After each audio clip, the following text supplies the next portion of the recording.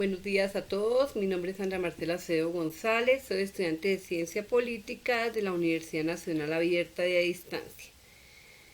Quise empezar esta presentación con una frase muy linda del poeta español filósofo Agustín Nicolás Ruiz, que nos dice que un país que no conoce su historia está condenada a repetirla. Vamos a hablar primero que todo de la Unión Patriótica, del movimiento político Unión Patriótica. La Unión Patriótica nace en 1984 en la Uribe Meta. La Uribe Meta queda ubicada donde se encuentra el puntico rojo en el mapa. Esta nace como un acuerdo de paz entre el gobierno del expresidente conservador Belisario Betancur Cuartas y los líderes de la guerrilla de las FARC.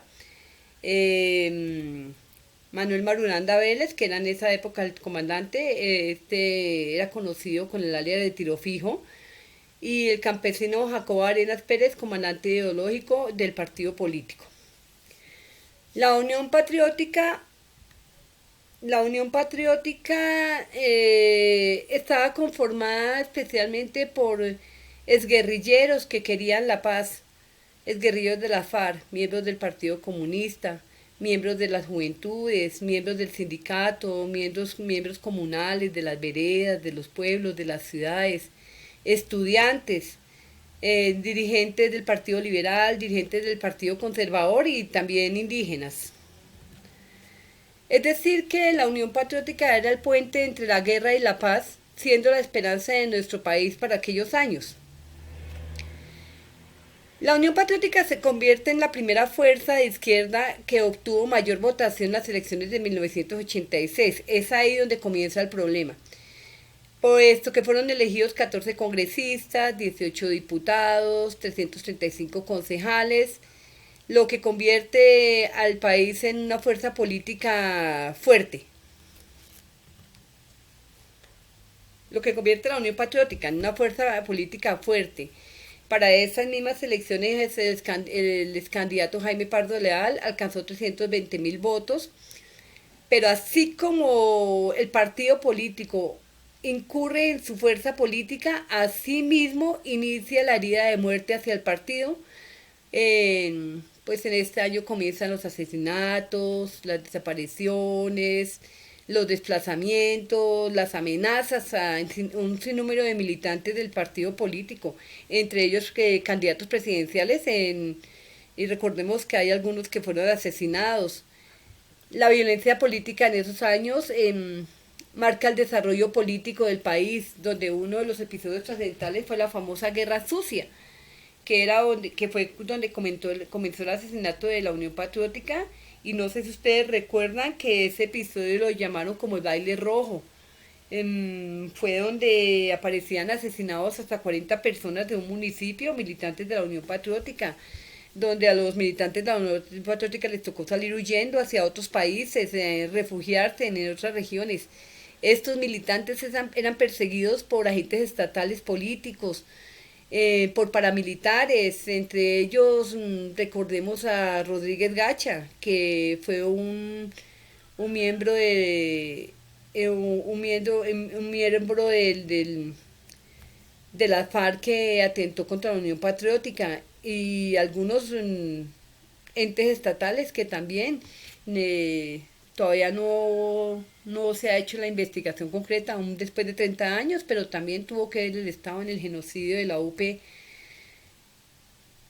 Pues otra cosa hubiera sido la historia de nuestro país si los sectores más recalcitrantes hubieran respetado esta iniciativa política de la Unión Patriótica, que exigía pues los derechos de los ciudadanos, luchaba por el sector agrario, por el sector educativo, por beneficios para la sociedad. Y otra hubiera sido la historia del país si el Estado hubiera empleado todas sus fuerzas para evitar esta oleada de sangre que corrió por nuestro país.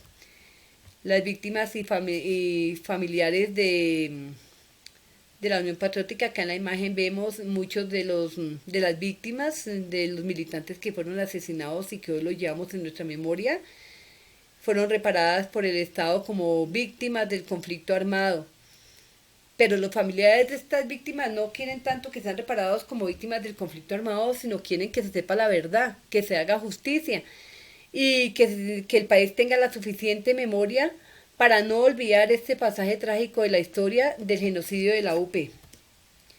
La Unión Patriótica proponía varios puntos muy acordes a la realidad y bastante sensatos a la vez, pero polémicos en cuanto a otros países, en cuanto a otros partidos y en cuanto al Estado, pues eran eh, puntos bastante polémicos, porque la Unión Patriótica peleaba por los derechos humanos, peleaba no, luchaba por los derechos humanos, por la reforma electoral, el derecho del pueblo a decidir sobre sus asuntos centrales en la Asamblea Nacional Constituyente, la reactivación de la economía a favor de las clases populares, todo era en favor a la sociedad. Mm, también tuvo grandes ideas de la reforma agraria política, nacional e internacional, y la libre intervención extranjera. La Unión Patriótica quería que se redujeran los gastos militares y que esos gastos fueran invertidos en la salud y en la educación de los colombianos. Como vemos, la Unión Patriótica luchaba por beneficios para la sociedad, para que los jóvenes pudieran estudiar, para que los pueblos tuvieran sus derechos, sus servicios públicos, para que los ganaderos, los agricultores pudieran llevar a cabo sus funciones. La Unión Patriótica pierde su personería jurídica en unas elecciones donde, como sus militantes ya han desaparecido, pues no tuvo gran acogida a las elecciones y no sacaron un alto puntaje en estas elecciones. Es por eso que le quitan la personería jurídica. Pero después de 20 años, en el 2001, la Unión Patriótica reaparece. Eh, ya que el Estado le devuelve la personería jurídica. Es ahí donde la hoy en día senadora Aida Bella vuelve a nuestro país después de vivir, no sé, como 17 años exiliada, puesto que ella sufrió varios atentados, estuvieron a punto de matarla, entonces ella se exilió, fue y se refugió en otro país y después de 17 años viene por la personería jurídica de su partido, que era la Unión Patriótica. Esto ocurre en el 2001. Y en el 2014 la Fiscalía General de la Nación declaró crimen de lesa humanidad el asesinato de los militantes de la Unión Patriótica. Ese proceso hoy en día está en el Estado colombiano. Está pues que en el Estado colombiano está en espera del fallo de la Corte Internacional de Derechos Humanos. Pues por la cantidad de militantes asesinados se espera que las familias de estas víctimas sean reparadas, ¿no? Como un crimen de lesa humanidad. Estamos hablando de un promedio de 6.000 militantes asesinados, porque muchos recordarán, algo otros no, porque ni siquiera vivieron esa historia, que diariamente asesinaban 2 militantes de la Unión Patriótica, 4 militantes de la Unión Patriótica, y donde la Unión Patriótica tenía auge, no asesinaban ni 2 ni 4, sino hasta 40 en un municipio. Es conveniente recordar que en las elecciones del 2018 la Unión Patriótica participó como fuerza política y alcanzó una curula al Senado. Esta curula ocupa hoy en día la senadora Aida Bella, una boyacense aguerrida, militante de la Unión Patriótica desde, no sé, creo que desde antes de los años 80. Y ella como senadora vuelve a la vida política, es decir, que la Unión Patriótica vuelve a la vida política desde el 2018 y para ahorita el 2022.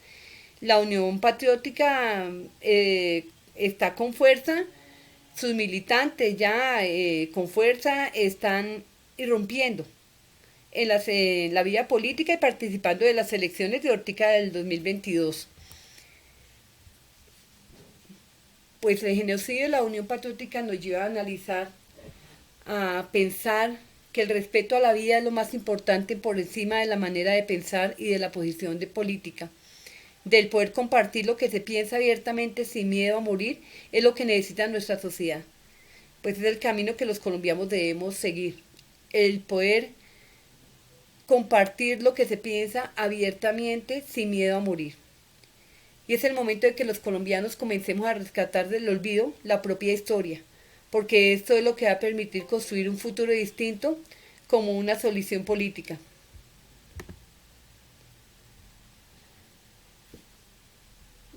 Pues no debemos renunciar a la alegría y a la esperanza de seguir nuestra vida política y de salir a la vida política a tener la libertad de pensar y de actuar como nuestra ideología nos lo indique, por nuestro país y por cada militante muerto en la Unión Patriótica. Muchas gracias.